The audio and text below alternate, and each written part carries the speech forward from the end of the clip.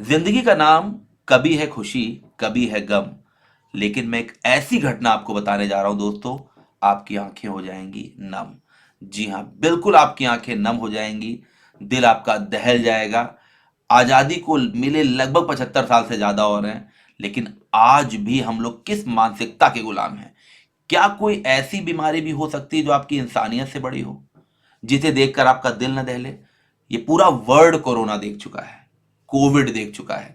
Corona काल में भी जो कोविड पेशेंट थे, जो कोरोना से लोग मर रहे थे, हमारे डॉक्टर्स ने, कोरोना वॉरियर्स ने कभी उनका साथ नहीं छोड़ा। लेकिन आज भी हमारे देश में कई ऐसी घटनाएं सामने आती हैं कि सोचने पर हम लोग मजबूर हो जाते हैं कि इंसानियत क्या पूरी तरह मर चुकी है। जी हां, ये घटना एटा के नगला धीरज की है। ध्यान से सुनिएगा, विचार करिएगा। हो सकता है आपके अगल बगल भी कोई ऐसी घटना हो।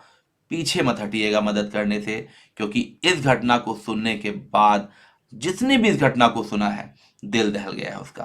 तो ये घटना एटा के नगला धीरज की है, जहां रहने वाली 45 साल की नीलम एचआईवी से पीड़ित थी। 45 साल की एक माँ, जिसकी एचआईवी से मौत हो जाती है, और 1 साल पहले ही उसके पति की भी मौत एचआईवी की वजह से ही हो गई थी।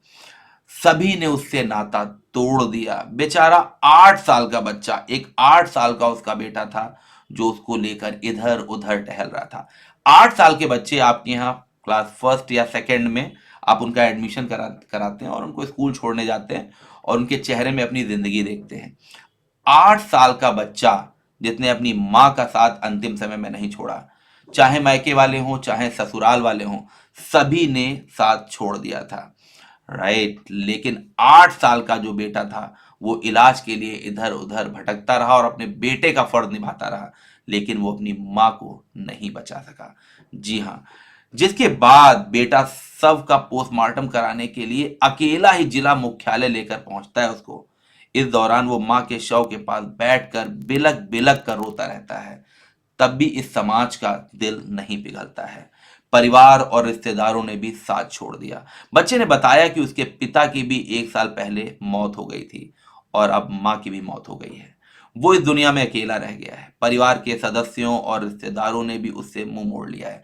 ये है वास्तविक समाज। किताबों में, न्यूज में जो हम देखते हैं, बड़ी बड़ी बातें सुनते हैं, उससे कहीं हटकर ये वास्तविकता है जिंदगी की, कि जब आपको परेशानी होगी, जब आप परेशान होगे, तो ये समाज अपने ही नाता तोड़ लेते हैं। लेकिन हिम्मत नहीं हारनी है दोस्तों। ऐसी ही सिचुएशन से लड़कर बहुत से लोग महान भी बने हैं। बच्चा रो रहा है, उसकी माँ लेटी हुई है, कोई भी मदद करने के लिए नहीं आ रहा है। आप समझ सकते हैं क्या सिचुएशन रही होगी। मृत महिला को कंधा देने के लिए भी कोई रिश्तेदार या परिजन नहीं पहुंचा। बच्चे ने यह भी बताया कि परिवार का कोई भी सदस्य उसकी मदद के लिए आगे नहीं आया। सभी लोग उसकी जायदाद के पीछे पड़े हैं। यह है वास्तविकता। किसी बड़े विचारक ने कहा था कि एक व्यक्ति अपने पिता की मृत्यु को तो भूल सकता है, अपने माँ बाप की मृत्यु को तो भूल सकता है, लेकिन उसके द्वारा द्वारा छोड़ी हुई संपत्ति को नहीं भूल सकता है। उसके द्वारा छोड़ी हुई संपत्ति को बिल्कुल नहीं भूल सकता है। ये वास्तविक आज हम यहाँ पर देख पा रहे हैं। ये घटना परिदृश्य हो रही है यहाँ पर। राइट, सभी ने कहा कि मुझे जान का खतरा है, जबकि इतनी अवेयरनेस है, इतने ज्यादा पोस्टर्स न्यूज के माध्यम से लोगों को बताया जाता है कि छूने से एचआईवी नहीं फैलता है। ठीक है। पुलिस की मदद से महिला का अंतिम संस्कार हुआ। मैं पूरे पुलिस प्रशासन को सैल्यूट करता हूं कि मामले की गंभीरता को देखते हुए जैथरा थाना प्रभारी रितेश ठाकुर ने हस्तक्षेप किया। उन्होंने बताया कि महिला की मृत्यु बीमारी के कारण हुई है, और पिता की मृत्यु भी पहले बीमारी से ही हुई थी। थाना प्रभारी ने मृत महिला के अंतिम संस्कार की जिम्मेदारी उठाई है, और बच्चे को हर संभव मदद का आश्वासन दिया है। यहां पर एक क्वेश्चन मार्क लग जाता है, एक प्रश्न छूट जाता है कि पुलिस प्रशासन की ही क्या जिम्मेदारी है? क्या उस बच्चे की भावनाओं को समझते हुए उसके रिश्तेदारों की जिम्मेदारी नहीं थी? क्या महिला के घर वालों की या महिला के ससुराल वालों की जिम्मेदारी नहीं थी? किसी ने भी ऐसा नहीं किया। इस घटना ने पूरी मानवता को, पूरे मानव समाज को झकझोर के रख दिया है। हमें विचार करना पड़ेगा। चैनल को जरूर सब्सक्राइब करें।